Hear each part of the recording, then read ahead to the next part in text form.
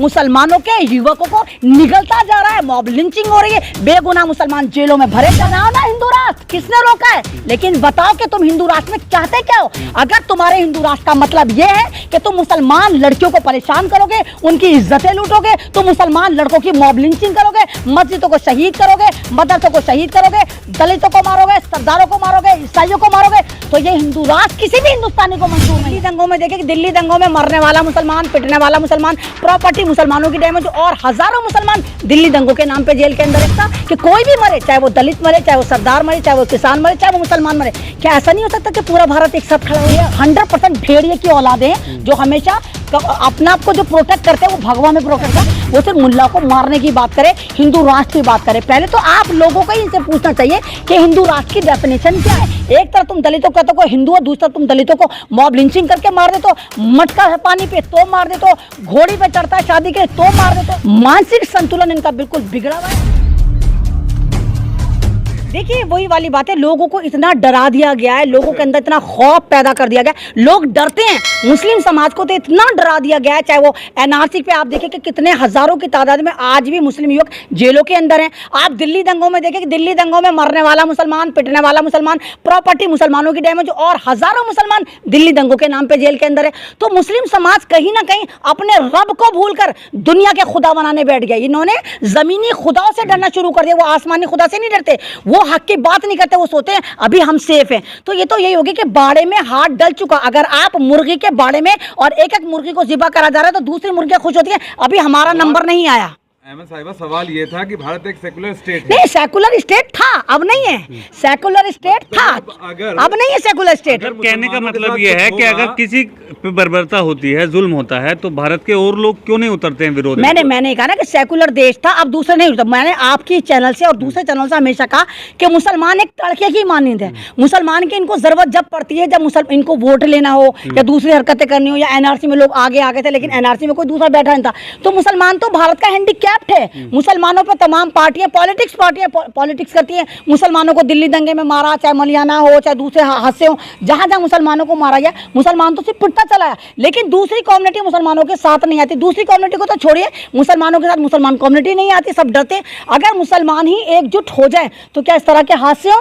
आप बटला house encounter देखे, fake encounter था, यहां भी मुसलमान कुछ नहीं बोले थे। तो लोगों को डर लगता है कभी हमें जेल में न डाल दे, और इनकी ये खामोशी, इनका ये डर हल्के हल्के भारत के मुसलमानों के युवकों को निगलता जा रहा है। मॉब लिंचिंग हो रही है, बेगुनाह मुसलमान जेलों में भरे जा रहे हैं, मुसलमान पत्रकारों को टारगेट करा जा रहा है। जैसे आपको पता होगा ऑल्ट न्यूज के जुबैर, क्या गलती थी, उन्होंने एक बेनकाब का, तो उनको जेल में डाल दिया गया। तब क्या हुआ था? तब भी वो बेचारे जेल में रहे तो कोई नहीं बोला था।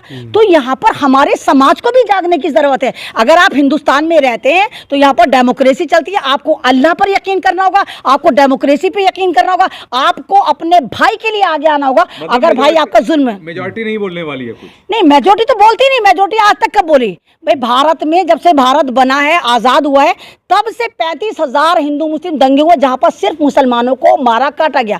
तो अपोजिशन या मेजॉरिटी तो नहीं बोली, लेकिन अब मुसलमान इतना सक्षम है, आप जैसे लोग सक्षम है, आप लोग आवाज दिखा रहे, लगातार आप लोगों को भी टारगेट करा जा रहा है। जब मीडिया सक्षम है, जब ऐमन रिजवी जैसी अदना सी एक लेडी सक्षम है कि मैं परवाह नहीं करती, हर जगह जा रही हूँ, हमले हो रहे हैं, सब कुछ हो रहा है, कभी अस्पताल से पंगा ले रही हूँ, कभी सरकार से पंगा ले रही हूँ, हर जगह मैं टक्करें मारती हूँ और हक का साथ देती हूँ। जब मुझ जैसी अदना ऐमन रिजवी खड़ी हो सकती है, क्या मुसलमानों में कोई बड़ा आवाज नहीं है? क्या मुसलमानों के पास पैसा नहीं? क्या मुसलमान अपना चैनल नहीं बना सकते? क्या मुसलमान अपनी तंजीम नहीं बना सकते? क्या मुसलमानों की तंजीम वहां नहीं जा सकती? अरे 100 ही लोग लेके चले जाओ, तो हमारे साथ तो 100 लोग भी खड़े होने वाले नहीं है। और हम बात करते हैं कि हाँ, मुसलमान तो अगर एक रिपोर्टर, एक पत्रकार जाता है कवरेज करने के लिए 2 साल जेल में रह जाता है। यही मैंने कहा ना कि अगर पत्रकारों पे इस वक्त कार्रवाई हो रही, पत्रकारों को जेल में भरा जा रहा है, एनआरसी पे मुसलमान हाँ, मुसलमान पत्रकारों को कंपन थे या दूसरे थे, या आप ऑल्ट न्यूज का जुबैर देख लिए, तो तमाम मुसलमान कम्युनिटी को सिर्फ इसलिए टारगेट करा जा रहा है क्योंकि वो खान है। आपने पठान मूवी को देखा, शाहरुख खान को इसलिए टारगेट करा गया क्योंकि वो खान थे, पठान थे, तो मुसलमान थे। और क्या रहा, पठान मूवी पे तमाम भारत एक हुआ नहीं हुआ? जैसे पठान मूवी पे तुम एक हुए, पठान का जो बाइकॉट गैंग ने पठान के जो एक बाइकॉट को एक मूवमेंट बनाया था और पूरा भारत एक खड़ा हो गया था, तो क्या वो तो एक मूवी थी, एंटरटेनमेंट का जरिया था। वहाँ शाहरुख खान की मॉब लिंचिंग नहीं हुई थी, वहाँ शाहरुख खान को मारने की बात नहीं थी, वहाँ पर ये थी कि नफरत पर मोहब्बत की विजय थी। तो क्या जब यहाँ मॉब लिंचिंग होती है तो ये तमाम समाज जो पठान के फेवर में खड़ा हुआ था, भारत के संविधान के फेवर में खड़ा हुआ था, क्या ऐसा नहीं हो सकता कि कोई भी मरे, चाहे वो दलित मरे, चाहे वो सरदार मरे, चाहे वो किसान मरे, चाहे वो मुसलमान मरे, क्या ऐसा नहीं हो सकता कि पूरा भारत एक साथ खड़ा हो जाए?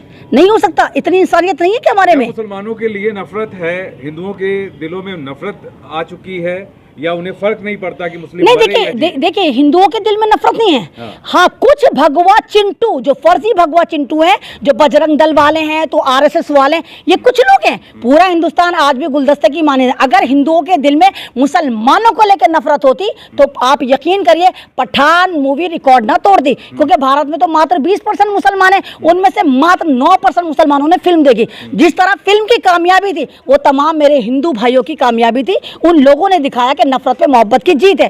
तो तमाम लोग नफरती नहीं, कुछ नफरती चिंटू हैं जो मात्र 3% हैं, जिनको बाकायदा पेमेंट दी जाती है, जो आरएसएस के साथ काम करते हैं। वो लोग हैं जो सिर्फ हिंदू मुसलमान करते हैं। एक मुन्नी है, बजरंग मुन्नी, वो कह रहे हैं कि हिंदू राष्ट्र बनाने के लिए देश को जरूरी है कि जो माइनॉरिटी है मुसलमान, उनका नरसंहार किया जाए। नहीं, देखिए मैंने आपसे कहा ना कि सारे के सारे घटिया लोग हैं, ये सारे के सारे बेवक्त की नाजायज औलादें हैं, ये सारे के सारे वो हैं जो सोशल मीडिया पे चमकना चाहते हैं। इनको ना ये पता कि इनका बाप कौन है, इनको ये नहीं पता कि इनकी माँ कौन है, क्योंकि इनको जनने वाली कोई औरत तो हो ही नहीं सकती। ये 100% भेड़िए की औलादें हैं जो हमेशा अपना आप को जो प्रोटेक्ट करते हैं वो भगवा में प्रोटेक्ट करते हैं, क्योंकि भगवा एक चिश्ती कलर है, भगवा एक सिखों का मुकद्दस कलर है, भगवा एक मुसलमानों का मुकद्दस कलर, और भगवा कलर एक आप ये देखिए कि बौद्धिस्टों का मुकद्दस कलर, भगवा कलर हिंदुओं का भी मुकद्दस कलर है।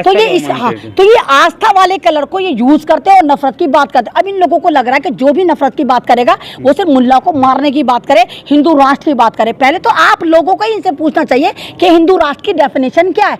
आपने मना करा हिंदू राष्ट्र बनने को, मैंने मना करा है, बनाओ ना हिंदू राष्ट्र, किसने रोका है? लेकिन बताओ कि तुम हिंदू राष्ट्र में चाहते क्या हो। अगर तुम्हारे हिंदू राष्ट्र का मतलब यह है कि तुम मुसलमान लड़कियों को परेशान करोगे, उनकी इज्जतें लूटोगे, तो मुसलमान लड़कों की मॉब लिंचिंग करोगे, मस्जिदों को शहीद करोगे, मदरसों को शहीद करोगे, दलितों को मारोगे, सरदारों को मारोगे, ईसाइयों को मारोगे, तो ये हिंदू राष्ट्र किसी भी हिंदुस्तानी को मंजूर नहीं है। और वैसे तो हिंदू राष्ट्र है, जिस देश का प्रधानमंत्री हिंदू, जिस देश का प्रेसिडेंट हिंदू, फौज में 98% हिंदू, आर्मी में 98% हिंदू, पुलिस में हिंदू, तमाम कमिश्नर गवर्नर हिंदू, तो आप कौन से हिंदू राष्ट्र की बात कर रहे हैं? तमाम आप देखिए जो स्ट्रीम चैनल जो आप गोदी मीडिया हो गया, वो तमाम हिंदू जो आपके एजेंडे पे काम करता है, तो भोले भाले हिंदू इनसे पूछो ये कौन से हिंदू राष्ट्र की बात करे। और जिस हिंदू राष्ट्र की तुम बात करो वहाँ हिंदू सुरक्षित नहीं है, वहाँ पंडित सुरक्षित नहीं है। एक तरफ तुम दलितों कहते हो हिंदू है, दूसरा तुम दलितों को मॉब लिंचिंग करके मार देते हो, मटका है पानी पे तो मार देते हो, घोड़ी पे चढ़ता है शादी के लिए तो मार देते हो, दलित अगर मूंछ रखता है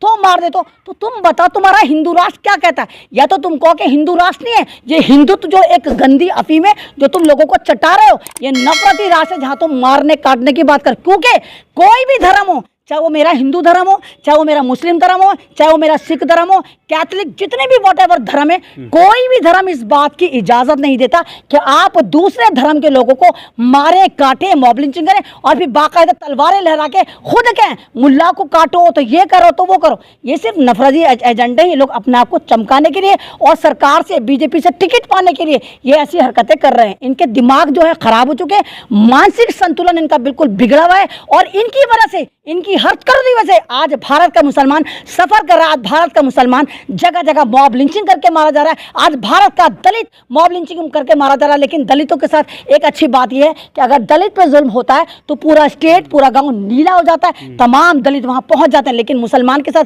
ये बदनसीबी है कि अगर मुसलमान के साथ कोई जुल्म होता है, ना तो पॉलिटिकल पार्टी कोई आती, ना मुसलमान खुद एकजुट होकर उसकी मदद करने जाते हैं। जा सकता तुम लोग कैश कराते, लेकिन इस परिवार को इंसाफ मिल जाता, जो कि नहीं मिला। एक और सवाल है मैडम, जैसे कि उदयपुर कांड में कन्हैया कुमार के साथ बर्बरता हुई थी, कुछ लोगों ने की थी, मुसलमानों ने उसका समर्थन नहीं किया था, खुल के विरोध किया था और सजा कड़ी की मांग करी गई थी, और बाद में बीजेपी का निकला था वो। हाँ, लेकिन इन मामलों में ऐसा नहीं होता। इनके समर्थन में बजरंग दल और हिंदू रक्षा दल और वीएचपी ऐसे लोग उतर जाते हैं जो इनके अपराध को सराह रहे हैं। इसे कैसे देखते हैं?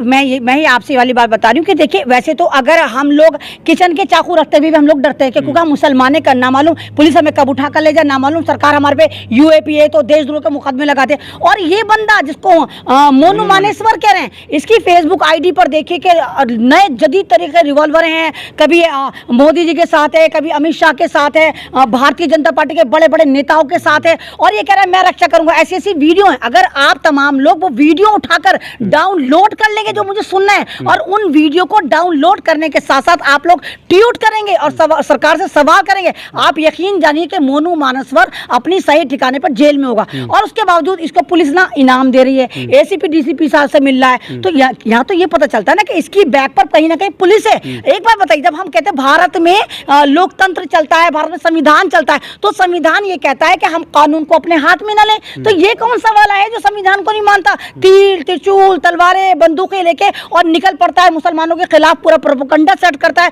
मुसलमानों को मारने की काटने की बात करता है।